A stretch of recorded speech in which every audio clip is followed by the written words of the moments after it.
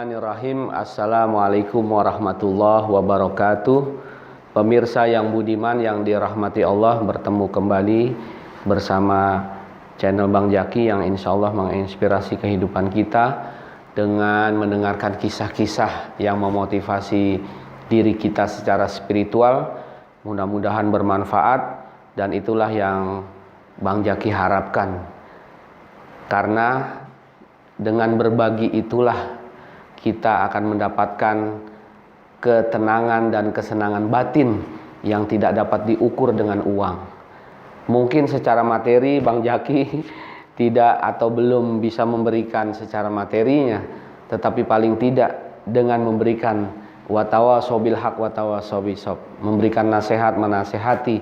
Karena ketika Bang Jaki menyampaikan kisah-kisah ini, otomatis Bang Jaki juga memberikan nasihat untuk diri pribadi, untuk kita semua sama-sama menjadi pribadi-pribadi yang luar biasa, husnul khotimah insya Allah. Pemirsa yang budiman yang dirahmati Allah, kisah kali ini di saat wabah pandemi corona ini, ada satu kisah yang tersisa yang bisa kita ambil pelajaran. Ketika ada pembagian beras,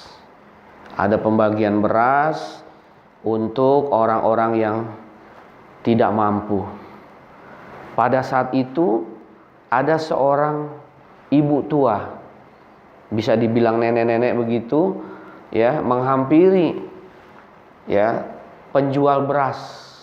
Karena penjual beras itu sudah di-tag oleh pemerintah, dapat jatah tender untuk membagi-bagi beras-beras itu. Tetapi sebelum dibagi jatah itu, ya ini memang bagi orang-orang yang memiliki harta, dia bisa membeli. Tapi saat belum dapat saluran beras ketika itu, nenek tua ini belum bisa mendapatkan apa-apa karena harus membeli. Jadi kisah ini sebelum ada pembagian beras. Jadi nenek-nenek ini ngantri untuk membeli beras. Tetapi bukannya membeli, kalau yang lain membeli, nenek-nenek itu meminta kepada penjual beras.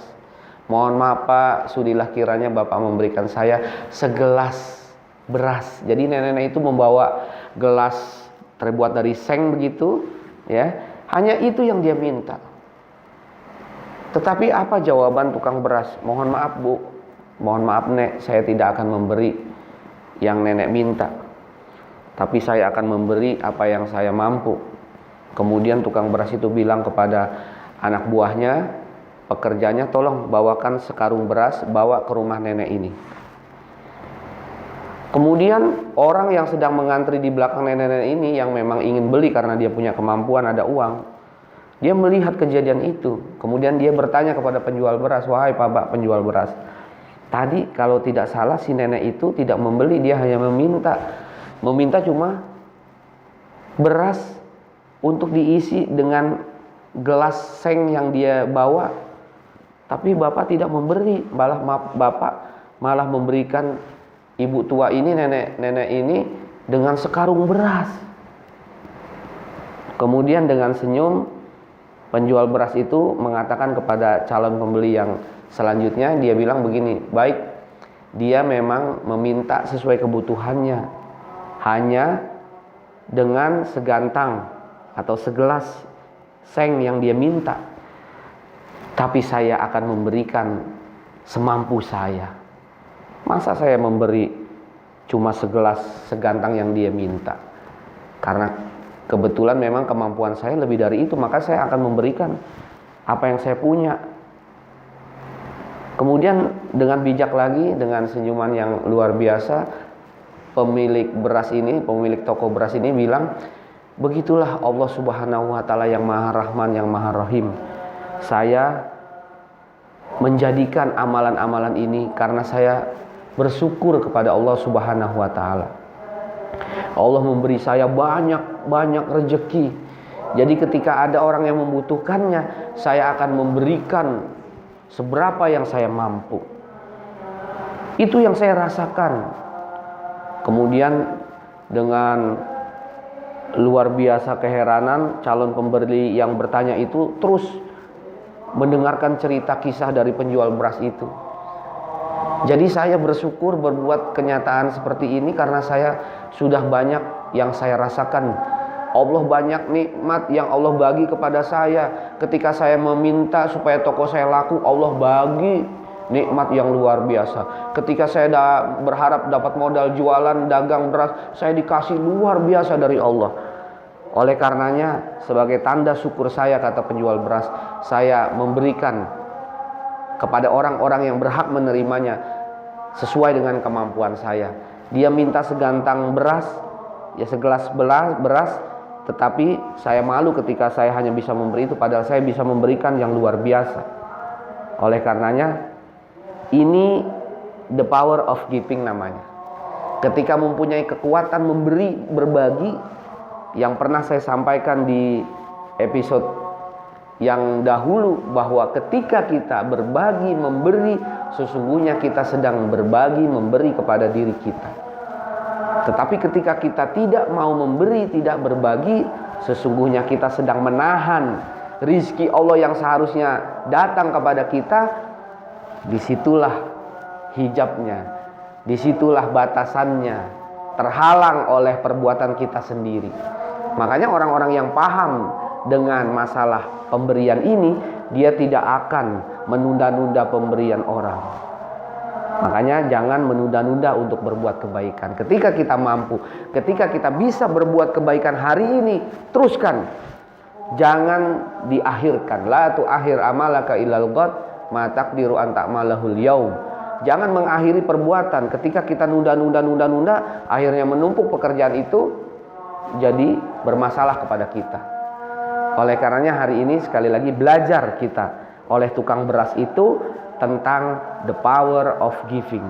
Ketika kita berbagi, memberi, sesungguhnya kita sedang berbagi, memberi untuk diri kita sendiri. Tetapi ketika kita sedang menghalangi pemberian, ya, yang harusnya kita bagi kepada orang, itu menghalangi juga rezeki yang Allah turunkan kepada kita, yang harusnya turun kepada kita, terhalang oleh perbuatan kita sendiri. Orang-orang tua dulu memberikan kita nasihat, jadilah seperti talang air. Talang air itu adalah bambu yang dari gunung diteruskan ke bawah, sehingga orang-orang penduduk yang di bawah merasakan nikmatnya air. Mungkin kalau dia tidak pakai talang air, bambu, dia harus capek-capek ke atas turun, sedangkan air yang dia bawa dengan ember tumpah. Tapi kalau memudahkannya dengan talang air itu memudahkan orang untuk mendapatkannya. Jadi talang air itu tidak pernah kering. Jadi filosofi talang air itu, Allah bagi nikmat, kemudian talang air kita sebagai talang airnya nggak pernah kering airnya, karena airnya itu dinikmati oleh orang dan kita sendiri tidak dapat kesusahan. Istilahnya dompet kita yang udah banyak duit nggak pernah kering, karena ketika kita berbagi itu tambah lagi dompet kita, isi lagi deposito kita, tambah lagi ATM kita, karena kita berbagi. Ketika kita sedang berbagi, betul secara matematiknya berkurang, tetapi menurut Allah ada afam mudha'afah. Bahkan asru amsalihah, 10 kali lipat, satu dibalas 10 kali lipat, dan setiap 10 itu fi kulli sumbulatin mi'atu habbah, dari 10 itu berbuah lagi jadi 100. Bayangkan ketika Anda bersedekah uang 10.000, 10.000 itu dikali 10, atau 1.000 saja, 1.000 dikali 10, sudah berapa? Luar biasa. Terus 100 lagi, luar biasa. Makanya jangan pernah takut untuk berbagi, karena dengan berbagi sesungguhnya kita sedang berbagi kepada diri kita. The power of giving. Mudah-mudahan yang singkat ini, kisah talang air yang tadi, kita menjadikan diri kita sebagai talang air, menjadi wasilah rizkinya orang yang Allah bagi kepada kita, kita bagi lagi kepada orang. Jadi kita nggak pernah habis-habis rezeki. Kita terima kasih, itu filosofinya. Terima dari Allah, kita kasih lagi kepada orang yang membutuhkan. Terima dari Allah, kasih lagi kepada orang yang membutuhkan. Itu namanya terima kasih. Tapi ketika kita terima dan kita nggak memberi, itu terima doang, nggak ada kasihnya. Berarti kita sama juga, kita tidak berterima kasih kepada Allah. Nauzubillah summa nauzubillah. Mudah-mudahan kita menjadi hamba-hamba yang bersyukur, bisa memberi kepada orang yang membutuhkan. Nah, dari situlah rezeki kita mengalir terus. Mudah-mudahan bermanfaat kisah ini. Hadanallahu wa iyyakum ajmain. Assalamualaikum warahmatullahi wabarakatuh.